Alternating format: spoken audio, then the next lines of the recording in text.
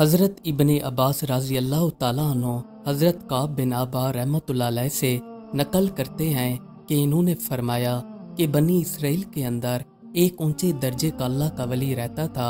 ये इबादत के अंदर आला दर्जे का मकाम रखते थे। ये काफ़ी अरसे तक अपनी खानकाह के अंदर इबादत में मसरूफ़ रहे, यहाँ तक कि जब उस वक्त का बादशाह हुआ करता था, ये भी इनके पास हाजिरी लगाने के लिए आया करता था और इनसे दरियाफ्त करता कि आपकी कोई ज़रूरत है तो मुझे बता दें, मैं वो पूरी कर दूंगा। फिर आप वक्त के बादशाह को ये कहकर इनकार कर देते कि मेरी ज़रूरत अल्लाह ताला बेहतर जानते हैं। अल्लाह ताला ने इस नेक परहेजगार बंदे की खानगाह के बाहर एक अंगूर की बेल उगा दी थी। इस अंगूर की बेल पर रोज़ाना एक अंगूर लगता था। अगर इनको प्यास लगती थी तो उसी वक्त पानी के लिए ये हाथ बढ़ाते तो पानी उबल कर निकल पड़ता था और ये इस पानी को पीकर अपनी प्यास बुझा लिया करते थे। इस तरह इनको काफ़ी अरसा गुजर गया। मगरिब का टाइम था कि इनके पास से एक औरत गुजरी। ये औरत निहायत खूबसूरत और हसीन व जमील थी। इसने बुजुर्ग से मुखातिब होकर कहा कि आए अल्लाह के बंदे, तो इस पर बुजुर्ग ने लब्बैक कहा। औरत ने नेक बुजुर्ग से कहा कि क्या तुम्हें तुम्हारा रब देख रहा है? बुजुर्ग ने फरमाया कि मेरा रब वो है जो एक है, वो हय्यु कय्यूम है, और मेरा रब वो है जो बिला शक मुर्दों को कब्रों से उठाने वाला है और वो दिलों के इसरार से वाकिफ है। फिर औरत ने नेक बुजुर्ग से कहा कि मेरा शोहर मुझसे दूर है, तो मुझे आप एक रात के लिए अपने यहाँ गुजारने दें। बुजुर्ग ने कहा कि चलो तुम ऊपर आ जाओ। ये औरत इनकी खानकाह के अंदर आ गई। जैसे ही ये औरत इनकी खानकाह के अंदर आई तो इसने अपने कपड़े उतार फेंके और इनके सामने बरहन्ना खड़ी हो गई। जैसे ही बुजुर्ग ने देखा तो इन्होंने अपनी आंखें बंद फरमा लीं और इस औरत से कहा कि तू तबाह हो जाए, अपने आप को कपड़ों से ढांप लो। औरत ने एक बुजुर्ग से कहने लगी कि तुम्हारा क्या जाता है, तुम आज रात के लिए मुझसे फायदा उठा लो। जब नेक बुजुर्ग ने ये बात सुनी तो इन्होंने अपने नफ्स से मुखातिब होकर फरमाया कि तुम क्या कहते हो? नफ्स कहने लगा कि रब की कसम, मैं तो फायदा उठाऊंगा। जैसे ही बुजुर्ग ने ये बात सुनी तो इन्होंने नफ्स से कहा कि तू तबाह हो जाए। क्या तुम गंधक के दोजक के कपड़े चाहते हो? क्या तुम आग चाहते हो? क्या तुम मेरी काफ़ी अरसा दराज की इबादत को ज़ाय करना चाहते हो? और फिर फरमाने लगे कि हर जानी बंदे की बख्शिश नहीं है और इसका अजाब मिटने को नहीं। मैं इस बात से डरता हूँ कि अल्लाह ताला मुझ पर ऐसा नाराज हो जाए कि वो दोबारा कभी राजी ना हो। अब नफ्स इस नेक बुजुर्ग को औरत के बारे में काफी बहकाता रहा। फिर बुजुर्ग ने अपने नफ्स से कहा कि मैं इस दुनिया की तुम्हारे आगे छोटी सी आग पेश करता हूँ। अगर तुम इस आग को बर्दाश्त कर जाते हो तो फिर इस औरत से फायदा उठा लूंगा। हजरत काब बिन अबा रहमतुल्लाह अलैह फरमाते हैं कि ये सब कुछ कहने के बाद बुजुर्ग ने एक दिए के अंदर तेल को भर दिया, फिर बत्ती को मोटा कर दिया और आग जला दी। अब इस सारे मंजर को ये औरत भी अपनी आंखों से देख रही थी और बुजुर्ग की अपने नफ्स से ये सारी बातें भी सुन रही थी। फिर बुजुर्ग ने चिराग को आग लगा दी और अपना हाथ मोमबत्ती के ऊपर रख दिया। अब मोमबत्ती जल रही थी पर इनका हाथ नहीं जला रही थी। फिर इस अल्लाह वाले ने आग से चिल्लाकर कहा कि आग, तुम मुझे जलाती क्यों नहीं हो? जैसे ही इनका कहना था तो इस आग ने इनके अंगूठे को जला दिया। इसके बाद इनके हाथ की बकाया उंगलियों को जलाने लगी। ये सारा मंजर देखकर औरत ने जोरदार चीख मारी और चीख मारकर इस दुनिया से चल बसी। बुजुर्ग ने इस औरत के ऊपर कपड़ा डालकर इसको ढांप दिया। अब जैसे ही सुबह हुई तो शैतान ने लोगों से चीख कर कहा कि फलां बुजुर्ग ने फलां औरत के साथ जिना किया है और जिना करने के बाद इसको मार डाला है। ये खबर आग की तरह फैलती गई और बादशाह तक जा पहुंची। चुनाचे बादशाह भी अपने सिपाहियों और रियाया के साथ रवाना हो गया। बादशाह इस जगह पर पहुंच गया जहां पर ये नेक बुजुर्ग इबादत किया करते थे।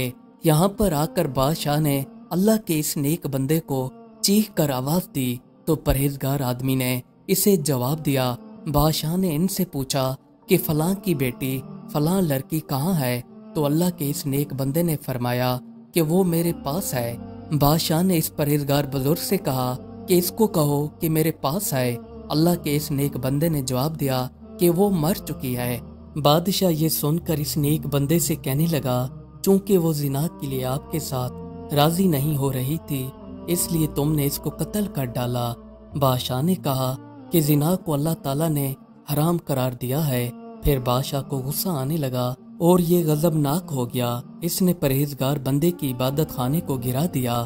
پھر بادشاہ نے غضبناک ہو کر اللہ کے ولی کی گردن میں زنجیر ڈال دی اور ان کو گھسیٹنے لگا، اور اس عورت کی لاش کو وہاں سے اٹھا لیا گیا۔ اس وقت کے قانون کے مطابق ان کا دستور تھا کہ جو بھی زانی بندہ ہوتا تھا اس کو آرے میں دے کر چیر دیا جاتا تھا۔ رات کے واقعے کی وجہ سے اس نیک بندے کا ہاتھ جو جل چکا تھا، انہوں نے اپنے ہاتھ کو آستین میں چھپایا ہوا تھا۔ پرہیزگار بندے نے رات والی حقیقت کسی پر بیان نہیں کی۔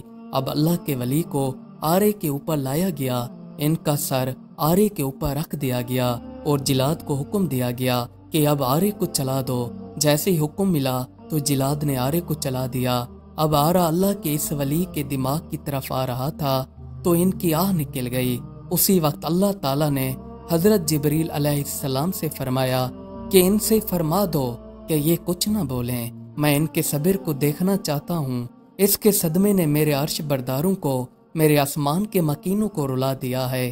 میرے غلبے اور جلال کی قسم، اگر اس پرہیزگار آدمی نے دوبارہ آہ نکالی تو میں آسمانوں کو زمین کے اوپر گرا دوں گا۔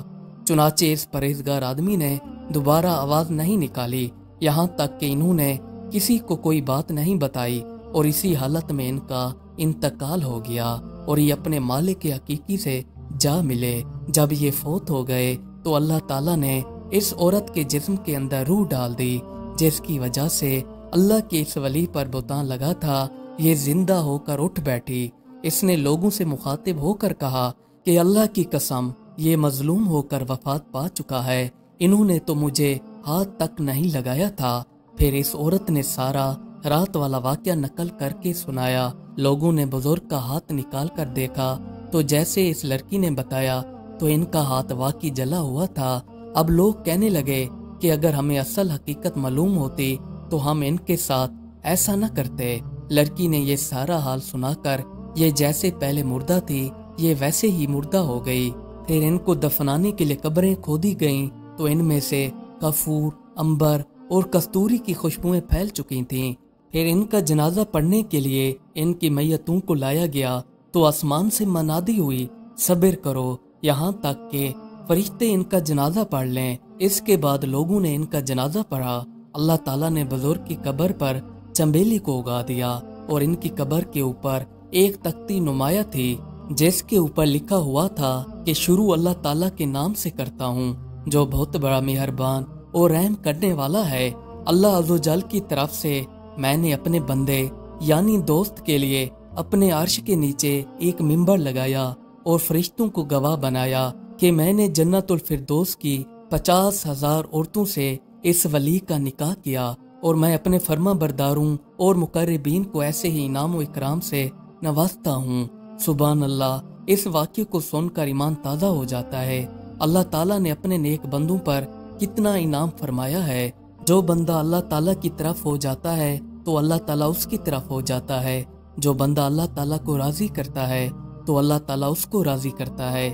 اللہ تعالیٰ کی راہ میں کامیابی ہی کامیابی ہے، اور اللہ تعالیٰ اپنے بندوں کو اکیلا نہیں چھوڑتا۔ بلا شک ہمارا رب ہر وقت ہمارے ساتھ ہے۔ مزید اچھی ویڈیوز دیکھنے کے لیے ہمارے چینل کو سبسکرائب کر لیں۔ شکریہ۔